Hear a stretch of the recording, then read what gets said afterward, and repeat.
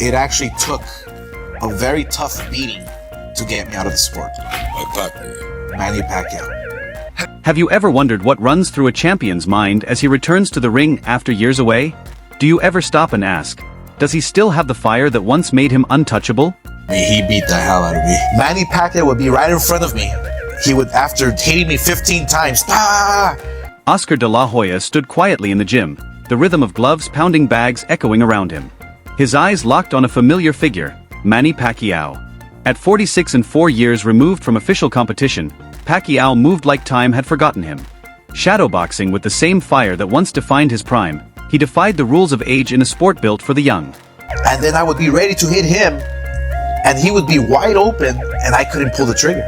I just couldn't pull the trigger. De la Hoya came seeking signs of the legend in those fists, and what he found wasn't nostalgia, but a warrior reignited, returning not for memories, but for the raw, undeniable thrill of the fight itself. Still remember to this day the conversation I had with Oscar when I first told him, hey, you should fight Pacquiao. De la Hoya's first words after trading sparring rounds and sweat-drenched drills with Pacquiao hit the gym like a jolt of electricity. He didn't dwell on the years gone by, nor hide behind his own legacy or Pacquiao's mythic past.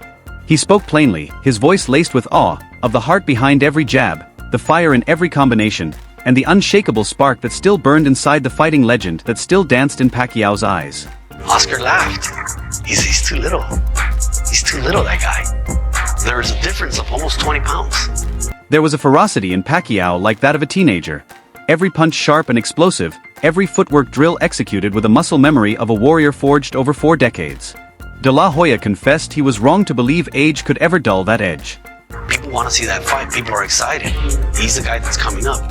He's fast, Oscar, but eventually your size is going to break him down. The conversation shifted to what everyone was wondering, Pacquiao's motivation. De la Hoya asked the question hanging in the air, why come back now, when there's nothing left to prove? Pacquiao's answer was simple, but powerful, a pure love for the sweet science and an unshakable hunger to face the best. His words hit harder than any knockout. De la Hoya nodded, knowing the truth. Real fighters never truly retire. They wait for the next challenge to reignite their spirit. Watching Pacquiao move, De la Hoya saw it clearly.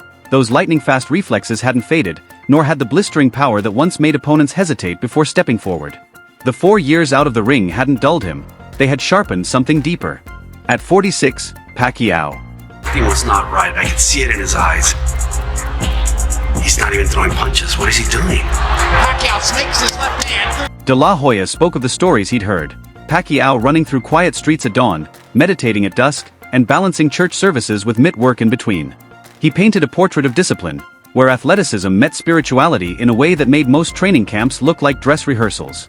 Critics had once mocked Pacquiao's age, predicting decline, but in De la Hoya's vivid recollection, age hadn't weakened him, it had honed him. Then came the reflection on their own bout years ago. De la Hoya didn't sugarcoat the memory. He recalled the punishment, 15 clean, precise punches, each landing with the weight of a sermon. He admitted he walked into that ring underprepared, drained by a brutal weight cut, and quickly realized he wasn't just facing a man, he was facing a force of nature. That moment haunted him for years, but now it stood as proof of Pacquiao's enduring greatness. De la Hoya also spoke of the unspoken rules of sparring, how Pacquiao's camp shunned cameras but cultivated an atmosphere of trust and mutual respect. He described rare, leaked glimpses, brief footage from closed sessions, where Pacquiao moved with the sharpness of a man half his age. Every combination was crisp, every angle unpredictable. Even in private, with no spotlight to perform under, Pacquiao's warrior instincts stayed razor-sharp.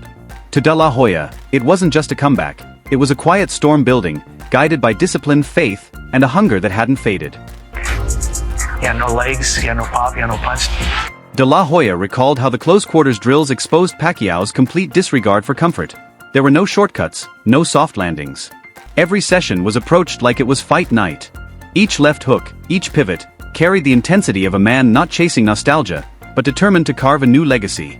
Pacquiao wasn't just trying to relive his prime, he was building a new chapter of greatness, brick by brick. As De la Hoya spoke, a full narrative unfolded, Pacquiao's arc from electrifying young phenom to global icon, from public office back to the brutal honesty of prizefighting. This next bout with Mario Barrios wasn't a sideshow, it was a statement.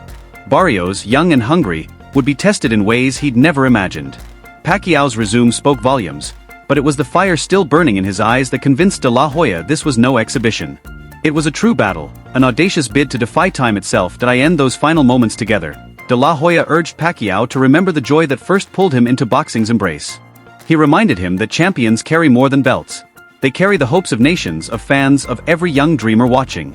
His final words were simple but true: legends never die, they rise, fall, and rise again. Then, watching Barrios shadowbox across from Pacquiao, De La Hoya couldn't help but laugh, not in mockery, but in awe of the storm Barrios was about to step into. Pacquiao is making De La Hoya look old, slow, ineffectual. De La Hoya has zero answers. There stood a fighter in his prime, muscles carved, eyes locked in focus, doing everything he could to shake the shadow of a legend. Barrios fired off rapid combinations with impressive speed, but Pacquiao danced around him, arms low, feet floating. De La Hoya watched and smiled. This, he said, was boxing's oldest trick: disarm the young lion by showing you can still roar. Barrios had the tools, the strength, the drive, but no answer for the rhythm of a true warrior. The tension spiked when the coach barked, "Speed!" And Barrios unleashed a flurry of jabs. But Pacquiao slipped and weaved through them effortlessly, not just evading but taunting. De La Hoya caught it, that grin. The unmistakable grin of a man who still held the keys to the kingdom. That grin, he said, could break Barrios' confidence before the first bell even rang. De La Hoya insisted the fight wouldn't be decided by raw power, but by mind games. He recalled his own early years, when a jab from a seasoned fighter felt like a rocket, sharp-timed, filled with years of experience. He wondered if Barrios truly understood that a veteran's jab carries pain, purpose, and perfect precision. Power fades, De La Hoya warned, but precision? That lives forever. And in his eyes, one well-placed jab from Pacquiao might be the trumpet that signals his triumphant return to glory. I was scared. And I said, you know what? The spark's not there. He doesn't have it. He doesn't have it.